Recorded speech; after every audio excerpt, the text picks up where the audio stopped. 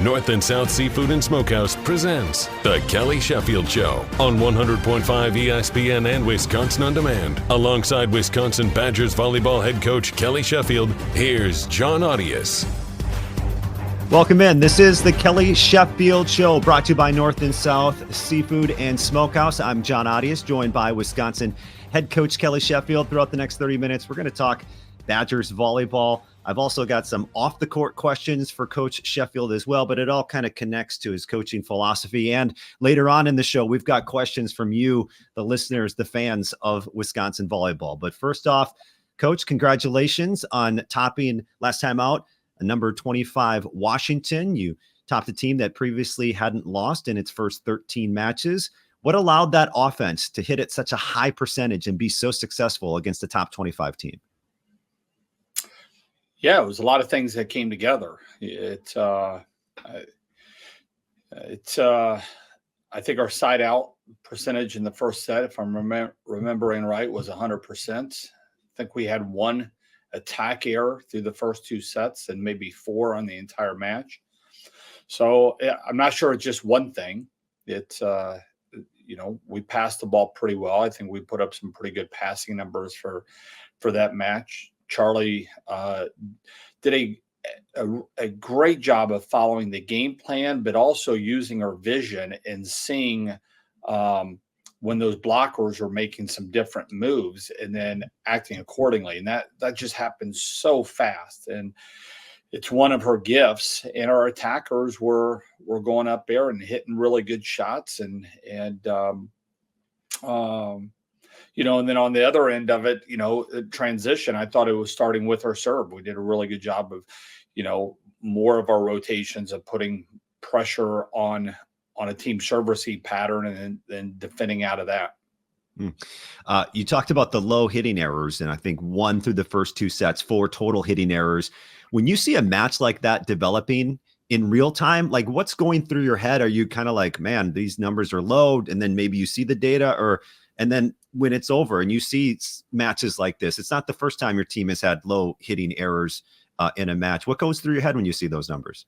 Well, afterwards, it's just, wow, we're really efficient. And typically we are. I mean, we're typically, we don't make a lot of hitting errors. I think Sarah Franklin on the year is at 10% hitting errors. That's really low for an outside hitter. Anna Smrek is typically a really low hitting error percentage. And when your pins don't make a lot of errors, then that's a positive. Typically, I think the really elite teams are probably around 13.5% hitting errors for a team. And your middles are usually the lowest hitting percentage. So when your pins are around 10, 11, 12%, that's really, really low. So, but that's an extraordinary low number. What we put up there. I don't know. During the match, it's just, the beauty of our sport is it starts over. And so, that you're going to get a different matchup. We saw different matchups with Washington that they spun what we call spin the dial. So they started, I think they started in what would be their traditional row 2. We expected them to start in rotation 1. They didn't. They flipped it 1 notch to rotation 2. They started that, and I think they realized right away, we're in a bad matchup here, and so they spun it to what would be their row 5, which means all their matchups are totally different all the way across. That didn't work a whole lot better. Off the top of my head, it's been a few days. I forget what they spun back to in the third set. So we were seeing different matchups each set as we were going. I know this week Dennis Punzel had reported that Una Vajagic is at practice. I know she's maybe been kind of working to a certain point, but she returns. And I guess my question is, number one, how does Una look to you? And then I think for listeners too, what is the story with Una? How did you get connected with Una from Serbia? Yeah. Had somebody over there that I know reach out to me about her. And she was already down the recruiting process with some other schools, a little bit further than what we were. I think she was very heavily in conversations at the time with, if I'm remembering right, Georgia Tech and Pittsburgh.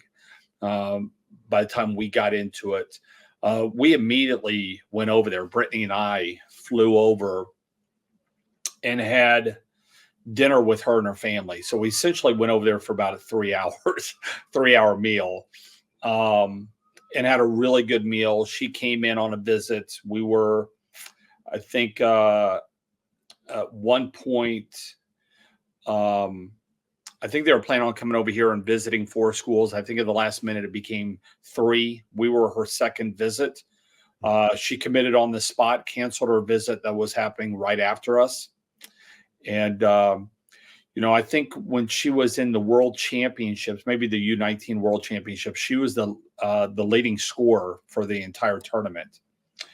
And, so she can get up there. She can score. She's played at a very high level. She's played against Dana Redke a couple times last year. Very good passer, very good 6 rotation player, but, isn't making any money. I mean, essentially, I think she was making something like $92 a week. Well, that's not living expenses, and so that allowed her to go and play in college because you're allowed to make necessary expenses, but you're not allowed to make beyond that. And although she's one of the better players in her age group in her country, she just, they're not paying her. Had they done that, they would have been a locker in because nobody in the States would have been able to get her. And then, so she'd been thinking about coming over for a while, but I don't think she was going to pull the plug on it. And then she tore ACL, and I think that got her thinking about life after volleyball and what am I setting myself up for. And so she started thinking a little bit seriously about the States and what she's doing right now. We're taking her nice and slow. She's not going to be back helping us on the court matches this year, but hopefully she's going 100% by the time spring gets around here. But what I'm noticing, number one, she's a pretty quiet kid. I think anybody that's talked to her, she's pretty quiet. She's pretty shy. But she loves being in the gym. She's in there all the time. I mean, you pop in there on a random day when we have a day off or something, and she's in there at some odd times. Her platform is really good. I mean, she's got just a really nice platform. Her shoulder work is really good. She's trying to get her eyes back because she hasn't played in a while. So sometimes the depth can kind of catch her a little bit, but her touch and feel is really good. She's not doing any hitting, just starting to do a little bit of jumping with some of her rehab stuff. But yeah, she's going to be a good player, we think. When I talked to her at Rutgers, she said she's really excited to be able to watch Sarah Franklin and Yulia Ojo and learn from them. So what types of things can a player like Una learn from being able to be in the same space with those two players? I don't know. I remember asking her a few weeks ago in practice. She's standing there, and her and I at the end line, and I looked at her. I said, "So you've been here for a few weeks. Do you think you're going to be able to help us out?" And she looked at me and smiled and goes, "Oh yeah." And I said, "You think you'll play?" She goes, "I think I'll play." Well, there you go. There's some confidence right there, huh? Yeah, it's a, and that wasn't a down thing on us. I think, but that's what you want. You want your players to be able to believe in themselves and believe in their abilities. And I don't think that was, knowing her, that wasn't a shot at any of our people. But it's I think a lot of times when you get in here, most young people, you lose confidence early on because it's really hard. You're seeing the talent around you on a daily basis. And all these kids, when they get here, when they get to Wisconsin, they've been the best player on their team for years. And in most cases, significantly better than anybody else. And you come in here and you see people that are older than you, maybe more talented, and maybe are able to repeat skills over and over again, is that you can see your confidence take a hit pretty quick. And then you're hoping that through work and through self-talk and everything else that you start building yourself back up a little bit. That's one of the things about where she's been playing and who she's been playing with is she's seen it and she's played against it. I remember we had running dialogue throughout the Olympics or through VNL, Volleyball Nations League. And that's what her and her family do for fun. Every night. It didn't matter who was playing. They sat there and they were watching the VNL matches from around the world. And she'd send me these little reports of what jumped out at her and what she thought and who's playing well, what countries are playing well, what countries aren't playing well. So it wasn't just her just being a fangirl of her own country. She's following and giving me reports on what she's seen from China. Wow, that's awesome. I love that in-depth nerdiness about volleyball, I guess you could say. Yeah. All right, let's take a break. When we come back, I do have a red shirt question for you, Coach Sheffield, about kind of the intricacies of that. I want to go off the court a little bit too and talk about movies, but I want to relate it to volleyball. It'll make sense in a little bit. And are we talking Tom Cruise? Right now, no, and I was going to say, and I'm not talking Top Gun with Tom Cruise in the scene with everybody playing volleyball either. I should have mentioned that. And we'll get to your fan questions coming up in a little bit. So keep it right here. This is the Kelly Sheffield Show. And welcome back. This is the Kelly Sheffield Show. John Audius with Wisconsin head coach Kelly Sheffield. So I had a question about red-shirting players in volleyball because we were talking about Una in the last segment and kind of her future with the team. What are the red shirt rules and how does it differ from other sports? Because we know in college football, you can play a third of the season and still get a red shirt. That's not the case in volleyball though, is it? No, it's not the case with any other sport other than football. However, that just changed this week.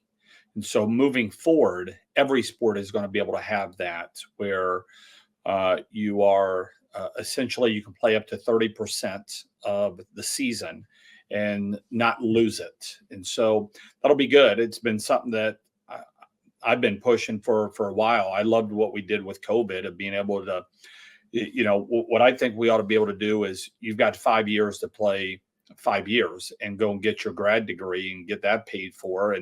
But there is no red shirting. There is no, having to get waivers from the NCAA for whatever reason. You've got this, and then everybody hopefully walks out of there with a grad degree. We're not quite heading there.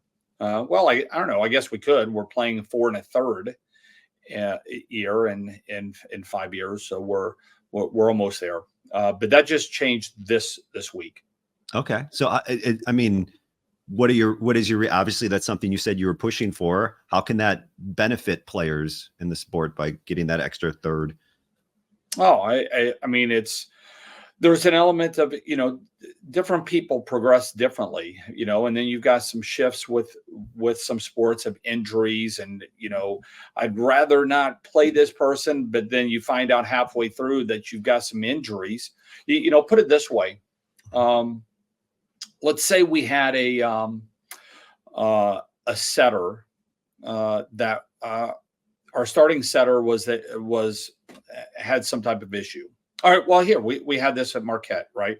So Charlie didn't play the Marquette match, but let's say Carly, we wanted to redshirt, and now we've got a choice of do we play Charlie not healthy, or do we burn Carly's redshirt year for essentially one match? Well, that's kind of a tough thing to happen. And there's been some times in some scenarios and matches that I'm in the past and previous years that you're running through. And it's like, man, I know this is just a short-term issue, but if I go this direction with this other kid, I'm just blasting a year. That kind of stings. All right. Yeah. It's a good thing to have now, I think. All right. So I'm going to switch it up a little bit here for you. We both watched Apollo 13 on Netflix. It's a documentary. Yes. Yeah. I watched it this past week. You finished it up too. Now, if you want to look at a situation where you need to fully trust your teammates in that situation of Apollo 13, you're trusting the team on the ground. Yeah. And so it got me thinking about lessons through cinema, lessons through media, different media. And I feel like there's maybe a teammate lesson there. I don't know if you saw it that way. But I guess, how do you develop trust in your teammates? So you have that trust. How do you develop that as a coach? I don't believe it happens on ropes courses and things like that. I think it happens on the courts and maybe in the locker room to an extent. It's going through hard things together. I mean, that's where the trust comes from. It comes with how to communicate during tough times. You know, are you working through things together? And over time, that trust is either earned or broken. Is it, you know, if I'm having trouble executing something, I earn trust from my teammates of getting in the gym and working on that thing on my own or outside the normal practice time. I'm getting better at that thing. That's where trust is earned. If you're having a problem with something and you don't go and work on it, you're not going to probably get the trust of the people around that when it really matters, that you're going to be able to come through for them. Do you ever watch a movie and think, hey, the team needs to see this? Not necessarily referring to Apollo 13, but obviously that's kind of the connection I made, like trust in teammates. Yeah. How do I get that? Do you ever do that?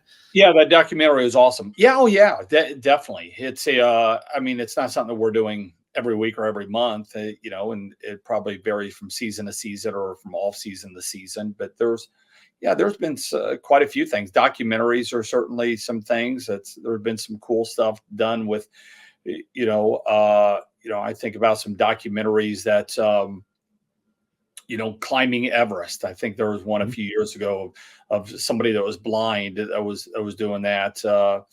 You know, you had the Naiad, you know, documentary, the swimmer that's swimming long distances.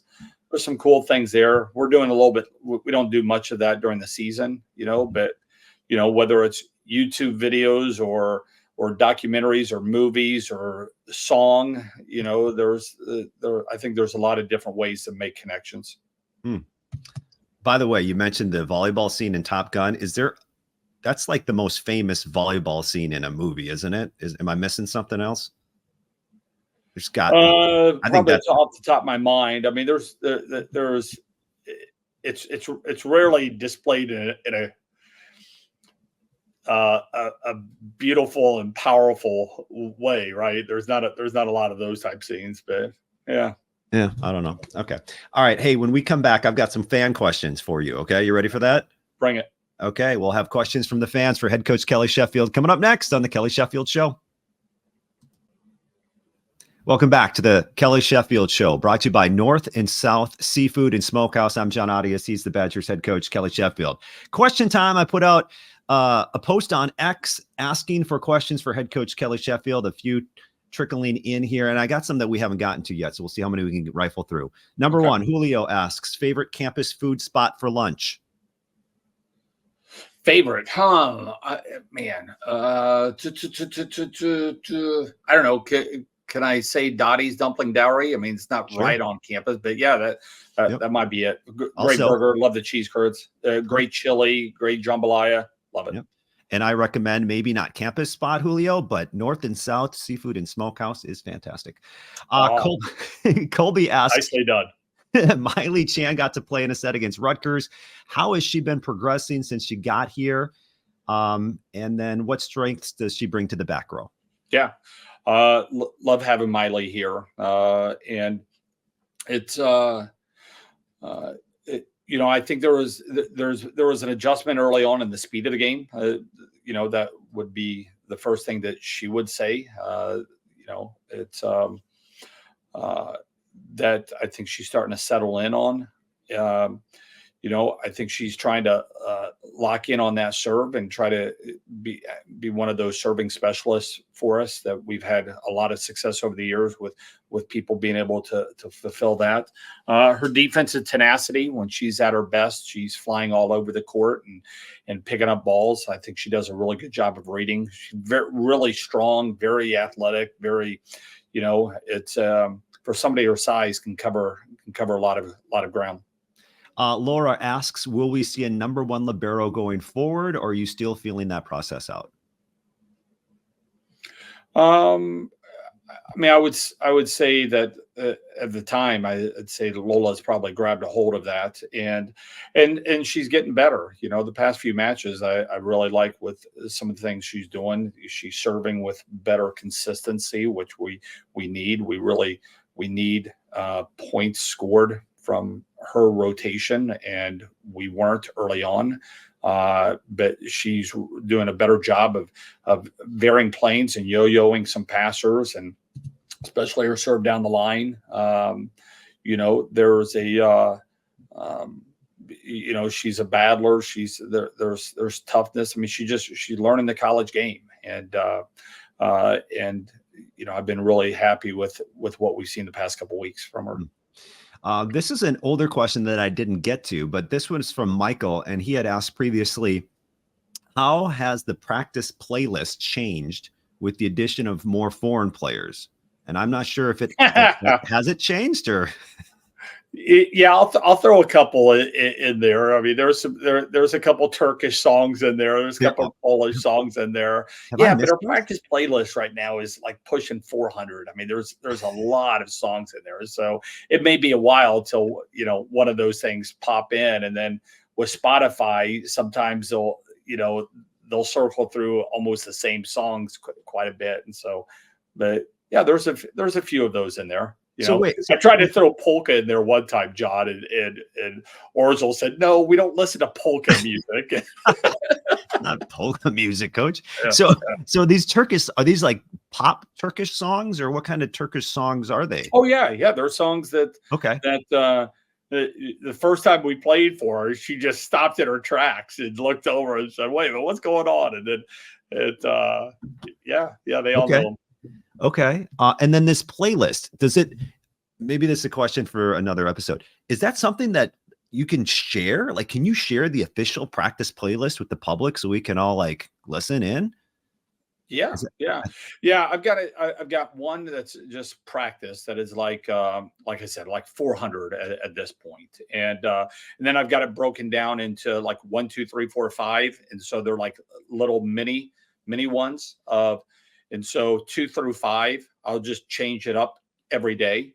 Okay. And just put it on random and go. And then practice number 1 is a game day. And so there's probably like 30 songs on the game day. So when we go in on serve and pass on game day, we're listening to the pretty much the same songs every time. Okay. Very good. Very cool. Coach, thank you so much for your time. And just for future reference, we've got all the matches, obviously, on ESPN 100.5. You can download the Wisconsin On Demand app and listen to the broadcast all season long. We've got a couple coming up on Friday at 7 against Maryland, Sunday at 1 against Northwestern, all on ESPN Madison. Coach Sheffield, thanks for the time. Hey, John, real quick, I know we're running over here. After matches, they can get back into their car after the Fieldhouse matches and listen to a longer post game that you're running afterwards, right? Yeah, great point. Yep, we've got an extended post game basically this season. So you'll hear not only from Gary and a player, but you'll hear from the players and Coach Sheffield on the podium as well. And so, yeah, if you are leaving the Fieldhouse, definitely get on that Wisconsin On Demand app if you start traveling. Because, I mean, it goes on for a long time, that post-match show. So great point. Wisconsin On Demand or 100.5 on the FM dial. All right. Thanks for listening. Thanks, Coach. And thanks for you for listening to the Kelly Sheffield Show.